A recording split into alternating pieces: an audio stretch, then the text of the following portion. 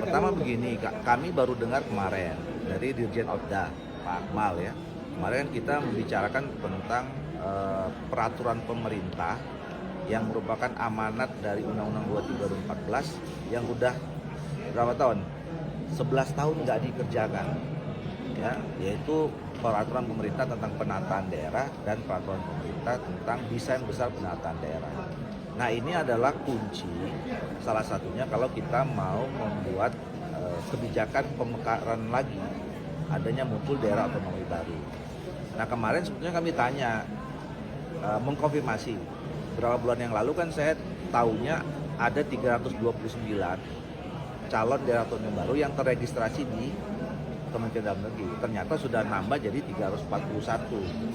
Tapi entah kenapa begitu sebut nama 341, kemudian juga ada ditambah 6 daerah yang mengusulkan perubahan nama menjadi daerah istimewa, salah satunya Solo.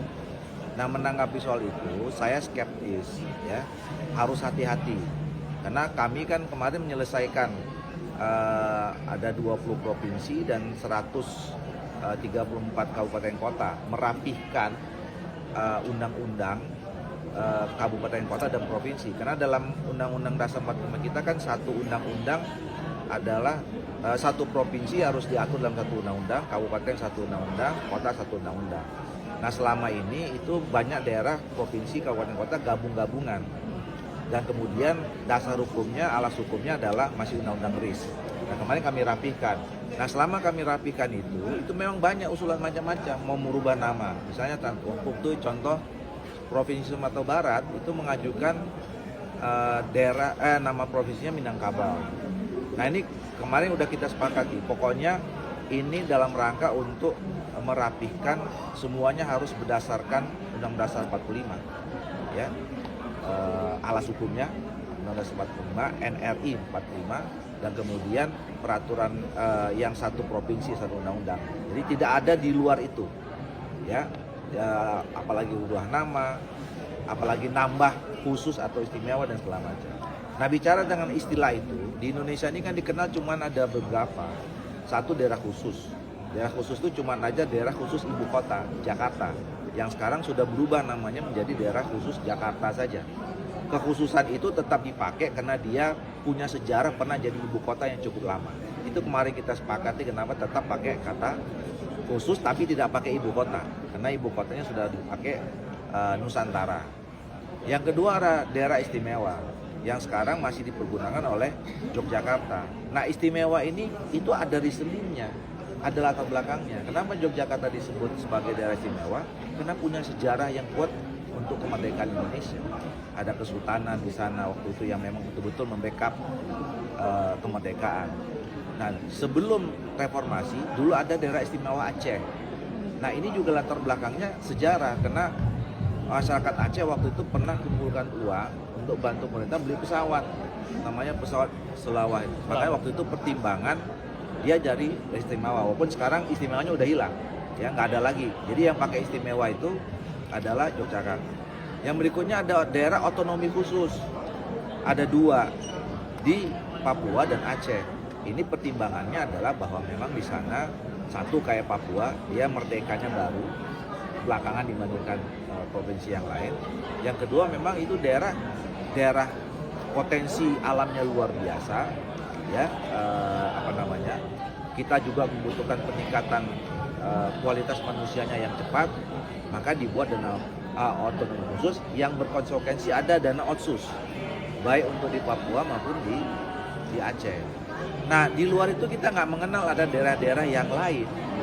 Nah, jadi kalau lihat dari situ tidak pernah ada istilah khusus istimewa di tingkat kabupaten kota, yang adanya di provinsi.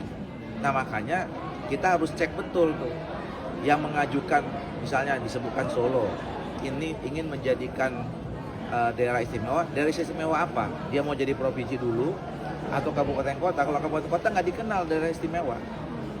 Dan kemudian alasannya apa? Punya latar belakang apa gitu.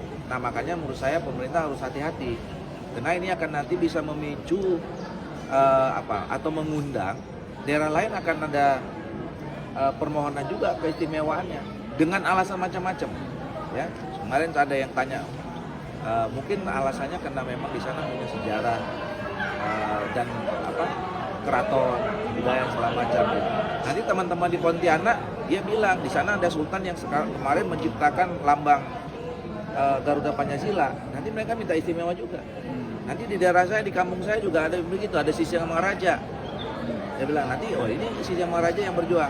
Jadi menurut saya pemerintah dalam hal ini Kementerian Dalam Negeri hati-hati, nggak usah mengambil kebijakan yang nanti akan merepotkan sendiri menurut saya. Apalagi pertanyaannya begini, apakah jadi masalah? Apa yang mau dikejar? Apakah tanpa daerah istimewa, daerah-daerah yang mengusulkan itu tidak maju misalnya? Atau pertanyaan berikutnya, apakah dengan istimewa tambah maju? Itu belum tentu juga. Apakah ada masalah selama ini dengan tidak adanya penambahan istilah itu? Makanya sekali lagi menurut saya, ya memang tidak ada yang melarang. Itu hak konstitusi setiap warga negara mengajukan daerahnya menjadi apa. Tapi pemerintah dalam hal ini Kementerian Dalam Negeri harus hati-hati. Menurut saya harus dipertimbangkan sangat matang. Kalau tidak ada urgensinya, tidak usah diputuskan untuk mengubah nama-nama itu. Karena memang, ini dua ya, itu berbeda urusannya, pasti lebih mudah. Ini cuma merubah undang-undang aja itu. Kalau menambah itu beda dengan soal pemekaran. Pemekaran itu kan harus ada proses, rekomendasi dari daerah induk dan segala macam. Jadi walaupun mudah, tapi hati-hati, jangan sampai nanti menimbulkan masalah baru. Oke?